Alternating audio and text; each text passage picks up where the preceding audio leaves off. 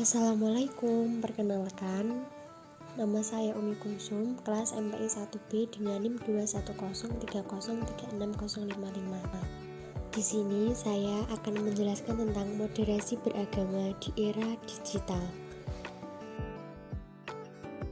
Salah satu argumen penting hadirnya moderasi beragama khususnya di Indonesia adalah fakta masyarakat Indonesia yang sangat plural dan multikultural. Bangsa kita terdiri dari beragam suku, etnis, agama, bahasa, dan budaya. Moderasi beragama hadir untuk menciptakan keseimbangan dalam kehidupan beragama. Moderasi beragama menjaga agar dalam mempraktekkan ajaran agama, seorang pemeluk agama tidak terjebak secara ekstrem pada salah satu sisi pasangan yang dicipta sebagai bangsa yang plural dan multikultural. Indonesia telah memperlihatkan keseimbangan yang patut menjadi teladan.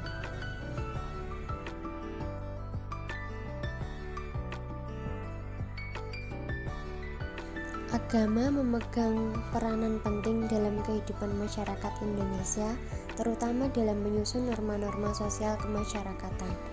Pengakuan akan kedudukan dan peran penting agama ini tercermin dari penetapan prinsip ketuhanan yang Maha Esa sebagai sila pertama falsafah negara Pancasila, yang juga dipahami sebagai sila yang menjiwai sila-sila lainnya.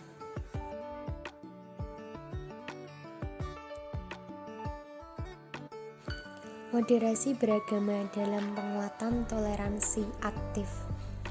Moderasi beragama tidak dapat dipisahkan dari kata toleransi atau toleran. Dari moderasi beragama adalah proses dan toleransi adalah hasil atau buah outcome jika moderasi diterapkan. Toleransi dalam konteks ini dapat dirumuskan sebagai satu sikap keterbukaan untuk mendengar pandangan yang berbeda. Toleransi berfungsi secara dua arah, yakni mengemukakan pandangan dan menerima pandangan dalam batas-batas tertentu, namun tidak merusak keyakinan agama masing-masing. Melalui sikap toleran dan saling menghargai secara substantif antar pemeluk agama, maka akan terwujud interaksi dan kesepahaman yang baik di kalangan masyarakat beragama, sehingga bisa terwujud tata kehidupan yang aman, tentram, dan rukun. Toleransi aktif dari para pemeluk agama sangat dibutuhkan dalam mewujudkan harmoni sosial. Upaya membangun kerukunan antar pemeluk agama tidak bisa hanya dengan memandang perbedaan sebagai fakta sosial yang fragmentatif, namun juga perlu adanya keterlibatan aktif, yaitu bahwa tiap pemeluk agama dituntut bukan saja mengakui keberadaan dan hak agama lain, tapi terlibat dalam usaha memahami perbedaan dan persamaan melalui interaksi sosial yang intens, guna tercapainya kerukunan dalam kebinekaan sesuai yang dicita-citakan.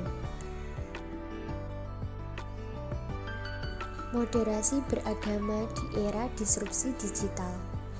Kompleksitas kehidupan keagamaan saat ini menghadapi tantangan dan perubahan yang sangat ekstrem, berbeda dengan masa-masa sebelumnya, karena dunia sekarang tengah memasuki era disrupsi, sehingga dalam kehidupan keagamaan pun kita bisa menyebut adanya disrupsi beragama. Dalam Kamus Besar Bahasa Indonesia atau KBBI, kata disrupsi didefinisikan sebagai hal tercabut dari akarnya. Biasanya, disrupsi dikaitkan dengan pesatnya perkembangan teknologi komunikasi dan informasi, yang kini memasuki revolusi industri digital 4.0. Era disrupsi mengakibatkan terjadinya perubahan radikal dalam semua aspek kehidupan, tak terkecuali bidang kehidupan keagamaan. Istilah disruptive technology ditandai dengan kemajuan teknologi informasi, komputasi, otomasi, dan robotisasi. Kondisi inilah yang kemudian melahirkan suatu perubahan radikal yang sangat cepat dan mengakibatkan efek domino yang luar biasa masif atau padat, termasuk dalam perilaku beragama. Internet juga mengubah pola perilaku beragama. Mengapa perkembangan teknologi komunikasi dan informasi digital ini sedemikian berpengaruh terhadap perilaku sosial, termasuk perilaku beragama? Karena media digital ini bersifat membangun jejaringan, tidak memihak, interaktif, melibatkan peran aktif manusia, dan bahkan seringkali dapat dimanipulasi. Kemudian akses internet yang tidak memiliki aturan baku ini layaknya pasar bebas. Siapa saja dapat menuliskan informasi apapun, bahkan catatan pribadi pun bisa dipublikasikan dan menjadi konsumsi secara luas, bahkan berlimpahan. Sumber informasi ini juga telah menjadi media belajar yang digemari oleh generasi Z.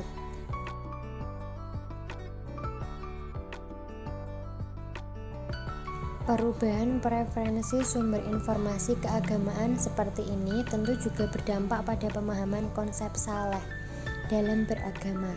Bagi generasi konvensional, saleh mungkin diletakkan pada umat beragama yang rajin datang ke rumah ibadah, sholat di masjid, dan sembahyang di gereja. Namun, kini simbol kesalehan itu bisa jadi telah berpindah dari rumah ibadah ke internet, dari masjid ke media sosial.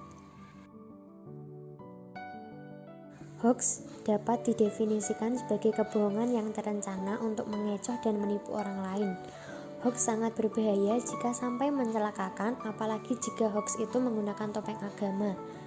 Maka dapat menciptakan konflik dan peperangan penuh militansi. Karena watak agama yang sangat menyentuh sisi emosional setiap manusia. Hoax juga sangat destruktif jika disampaikan oleh orang yang mengaku pengkhotbah agama, karena niscaya kata-katanya didengar oleh umatnya. Ia dapat mereduksi nilai mulia agama. Menimbang dampak jahatnya, hoax dapat dianggap lebih keji dari pembunuhan. Perkembangan teknologi membuat tempat belajar berganti, terutama pada masyarakat yang sudah akrab dengan teknologi. Kalau dulu belajar agama pada kiai di pesantren, saat ini ada kiai Google. Umat digital menjadi terbiasa menemukan kebenaran tunggal tanpa penjelasan dan pengayaan.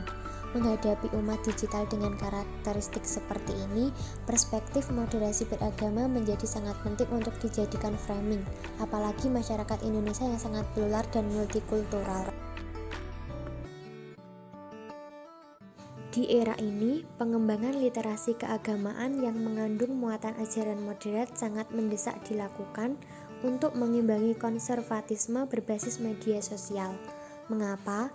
Karena saat ini faktor-faktor yang dapat menyumbang tumbuh suburnya pemahaman keagamaan yang sempit semakin kompleks.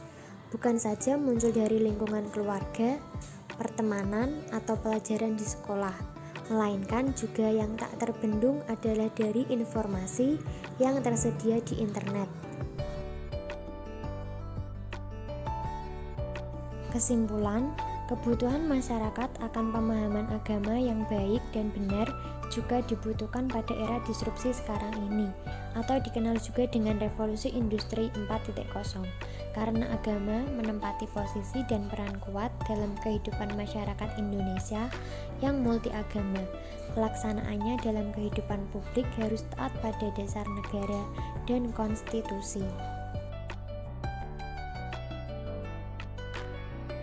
Ekses dari era disrupsi telah menciptakan dislokasi intelektual dan kultural, serta mendorong eksklusi dan penguatan identitas kelompok. Karenanya, perlu mengembangkan strategi komunikasi kepada generasi milenial agar mereka terhindar dari kegagapan menghadapi era disrupsi dan membangun gerakan kebudayaan untuk memperkuat akal sehat kolektif. Sekian dari saya. Wassalamualaikum warahmatullahi wabarakatuh. Thanks for watching.